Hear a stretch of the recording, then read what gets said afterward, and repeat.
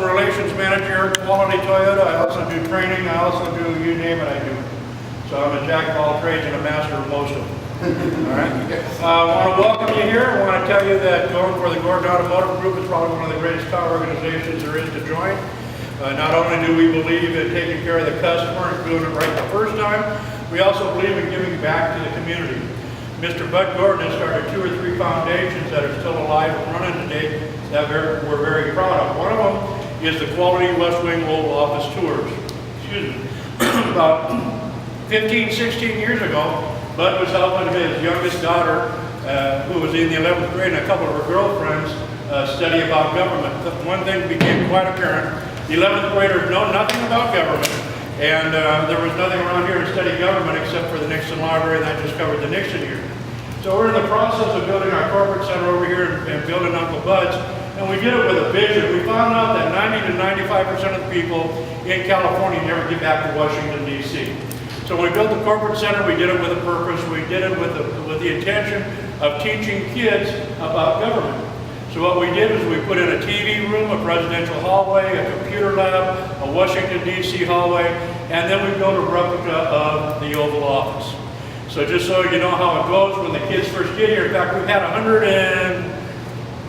60,000, the final numbers are coming to about 160,000 students have gone through here since we opened up 15 years ago. When they come in, they go into the TV room and they see a short video of Charlie Brown helping George Washington get the Constitution signed.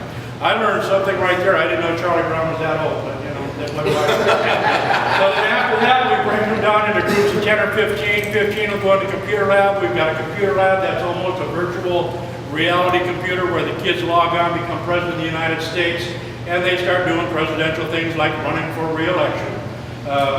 We make them do things. We did a paper chase, so to make sure that it's quiet, because it is our corporate center. So every station they go to, they have to get answers to write on the paperwork. And we always start out with saying, by the way, you need to have all these blanks filled in because it's homework, right, teacher? And the teacher always agrees. So we have a pretty solid maintaining going there. Going down the presidential hallway, we just have 6 pictures of presidents we talk about. The first one is George Washington. I'm sure if I asked you about George Washington, you could all tell me who he was, the first president of the United States, general of our Continental Army. I never told a lie, chopped down the cherry tree and had wooden teeth. Okay? Those are the basic facts everybody believes. One of the things most people don't know is that George Washington was commissioned to build not only the presidential palace, which later became the White House, but he was also commissioned to build the Capitol, where Congress now resides in. The only thing that he did to make sure of is that when you're in Washington, D.C., you can check out this fact yourself. If you're at the White House, you can't look down on Congress, and if you're at Congress, the Congress building, you can't look down on the White House. So he tried to build them equally. The sad fact about it is by the time they were both built, he'd already been out of office and died, so he's the only one of our 44 presidents that's never lived in the White House. So we give out fun facts like that. We make sure we stay apolitical. We don't push Democrats, Republicans, Greenpeace, or whoever else you happen to be. But we just we teach the fact on how government is supposed to operate and how the laws go through Congress, the Senate, and then down to the people. Now, we take them into the Oval Office when we finish up and give them some fun facts on what different presidents there, usually omitting Bill Clinton. Okay? Then the second foundation we have is right here, is Uncle Bud's Automotive Museum. When this got started, we had a main purpose going on, and it worked quite well for the first 4 or 5 years. We were going out to high schools, schools that had shop classes, and we were trying to talk to the teacher and getting kids that didn't want to go to college, never thought about going to college, or didn't think about going to a technical school. We would round them up, bring them down here for a morning, give them a tour of Uncle Bud's Automotive Museum, and then give them a tour of the dealership, the entire dealership, so they can see all the different jobs that are required to make a dealership operate. The purpose of it was, as we were told back then, that 3 or 4 years ago we were going to be short technicians. We are not short technicians. We've got more master technicians, I think, than any other dealership, so we can repair any Toyota that comes in. But the purpose was trying to get them committed to a T10 program. Anybody here know about the T10 program? T10 program is a program that Toyota runs in junior colleges, and what it was established for is, say you've got a guy that just delivers your cars to your customers. Well, after a week of just delivering cars saying, thank you, ma'am, we appreciate your business, they say, is there something more we can do? We'll put them on the lube rack. If they prove to be kind of efficient in the lube rack, we'll get them hooked up with a T10 program, which is through a junior college. So while they're working for us, they attend college, learn how to repair Toyota. So in the 2 years when they finish, we have another trained technician. We've got about 4 of those that are working for us now, great individuals, and that was the main purpose of our doing. Now, unfortunately, we're not psychic and we can't read what school districts are going to do. Most of you should know by now that high schools no longer offer shop classes, and so it's really hard to get high schoolers out of class for 3 or 4 periods to bring them down to teach them what's going on. So now this has been converted into a training center. It's also been converted into a rental center. We've had 2 or 3 politicians that have rented this place out to kick off their campaigns and do fundraisers and stuff like that. The other foundation that we have that we got started is called the Archangel Foundation. It's ARC. It stands for At-Risk Children.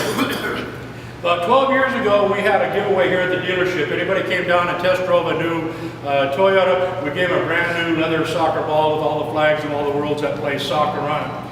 When it was over, we had about 500 of these balls left, and Bud said to me, why don't you see what you can do with these balls? So at the time, being involved in the community, I knew the police were looking for business partnerships, so I contacted the police department. Lieutenant Roy Vanderkellen came down, took a bunch of balls, came back, got more balls, came back, more balls. About 6 or 7 months later, he came back and said, how do we keep this program going? I'm going, okay, once you picked up the balls and took them, what did you do with them?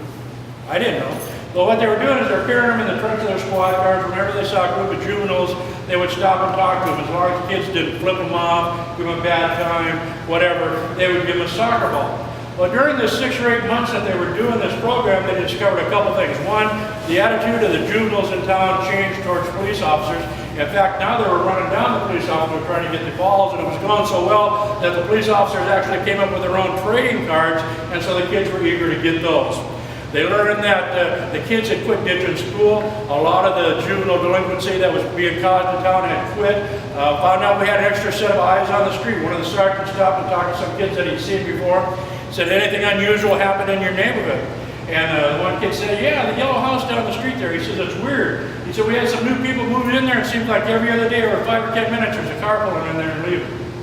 Thank you. So we staked it out, and of course we made one of the biggest Southern California drug busts in the history of Corona. We have a couple areas in town that are less affluent than others. So in order to keep this program going, we came up with a program in which the police officers in Corona now carry coupons with them. Coupons for Albertsons, I always get this backwards, Albertsons, Domino's, Walmart, and Big 5 Sporting Goods. Basically the same thing happens. They stop and talk to kids. The kids don't, create an idea, hey, go get a pizza and a Coke on the cops. Well, we've also had to expand the program because we found out that during this time of recession that there's a lot of hard times out there. So we've helped dads pay rent because moms have taken off. We help moms pay rent because dads have taken off. The cops have stopped and talked to some new kids they've never seen before. Notice their clothes are quite not up to par, maybe a little raggedy between. Talk to them and find out that they're wearing their school clothes and they're not supposed to play because they're not supposed to get them dirty because they got to wear them to school. So the police officer will go and talk to mom and dad, and as long as mom and dad don't object, they'll take them down to Walmart and buy them 2 or 3 sets of clothes, so when they start school, they'll look like all the other kids with brand new clothes on. We've helped mothers buy food. The only thing that's excluding out the food is tobacco and alcohol. We've expanded it now to allow mothers to get diapers, thankfully. It helps the air quality in Corona? So we got that going for us. One of the things that the retiring chief of police said, this has been one of the best programs he'd ever seen to curb juvenile delinquency, and he wished other departments in other states would get this going on. One of the things that we're involved in, and this is kind of neat because you may not have heard the story, we've got a couple of gangs in town. One's an old school gang, one's a new school gang, and they kind of just mess with each other, and they leave civilians alone, and they don't do a whole lot of things because the cops all know who they are and everything. Well, we had the Crips and the Bloods decide they wanted to join our ranks out here and start doing their stuff. So we got together with the city council. We had a pretty proactive city council, and we came up with a program. We went to McDonald's and bought, I forget how many, $5,000 worth of $5 coupons for Domino's. Every time we saw one of these gangbangers driving through town, and they were always very, very careful. They did the speed limit. They used not only their turn signals, but they used hand signals. If they saw somebody coming up to a pedestrian right away, they stopped immediately because they didn't want to attract attention. So all the cops would do is they would just follow these guys around for about 10 or 15 minutes, hit the red light, pull them over, go up to the car, and they'd say, "What do we do, officer?" We said, "You did nothing. We have this program in town, and I just want to give you a $5 voucher for McDonald's." Well, after being stopped 10 or 15 times to give a $5 voucher, they decided they didn't want anything to do with Corona, and they left Corona. So we're glad of that. Now, the last program that we got, it's a pretty neat program because we're always getting hit up for donations. You know, I've got an AYSO, I need $5,000 because I need to buy uniforms or whatever the cause may be. Well, it got so that we were meeting every month trying to decide who we were going to give money to, who we weren't going to give money to. We finally came up with a program with our marketing department that works pretty good. Say, for instance, you come in and want $5,000 to fund your church, whatever it is. So what we'll do is instead of giving you $5,000 or just handing you money, what we do is we'll print out a bunch of checks made out to your organization in $100 increments. We give you as many as you want, you go out and you pass them out to anybody you want. If they come in and buy a new or a used car from us, it doesn't matter which one, we will donate $100 to that organization. Now, we always tell the people, make sure you keep that check in your pocket, make sure you sign all your paperwork first, and then present your check, because we don't want them thinking we added $100 onto the cost of the car so they could donate money. What the Gordons have actually done is they set aside $250,000 to give back to the community, and we still have quite a bit of that fund going. We have several of our salesmen that have their dry cleaners doing this for them, and other places doing it for them. So it's a real great place to not only do we give back to the community, but the community appreciates us. We've got 5 high schools in town. If you go to any high schools, you'll probably see a quality Toyota banner there. Same thing going on down in Temecula. Most of the elementary schools in this area know us because of the Quality West Wing, and so we're real popular in town, and we keep it that way. We also are kind of a distinguished dealership in that we've had the President's Award for 9 years in a row, which is not easy to get. We also are a signature Toyota or signature certified dealership and have been renewed every year since the program started, which was about 13 or 14 years ago. So we take pride in our CSI score, we take pride in our salesmen. We make sure our salesmen know how to say, "I don't know." Because if a customer asks you a question and you give them a BS answer, they know you're just a typical car salesman. We don't have typical car salesmen working for us. We have the top of the cream of the crop here who will be honest enough with the customer, say, "I don't know, but let me go get you the answer." And when we send them off, they get the answer, they come back and tell the customer. Now, being the customer relations manager, I probably speak to 80 to 85% of the new car customers, and I've always heard before, and I'm sorry, I don't remember your name. Rick. Rick? I'll be talking to a customer and I'll say, how's your salesman trip? They go, "Well, Rick was our salesman." I was kind of nervous at first because when we came in, I asked him a couple questions, and the only thing he would say is, "I don't know, but let me find out. I don't know, but let me find out." He was good at going around the car, telling us what was going on, and before I knew it, he excused himself, came back, and he answered to the questions that I had asked him.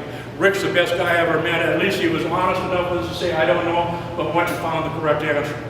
One of the things that we're finding is probably about 50% of our people that are coming in are now literate on the internet. In other words, they'll take 2 or 3 weeks of studying the Corolla so they know how many stitches go in the seat, how many pop rivets go here, how many things go here, and they want to ask you the question to see what you're going to say. And the answer is, if you don't know, is "I don't know. I really don't." You can use it several different ways. You know, "I just started here, I'm not sure, I'm new to the car business, but I'll find out." But what they like is the fact that you went and found out and came back and told the customer. So, any questions on any of the things that we got going on here?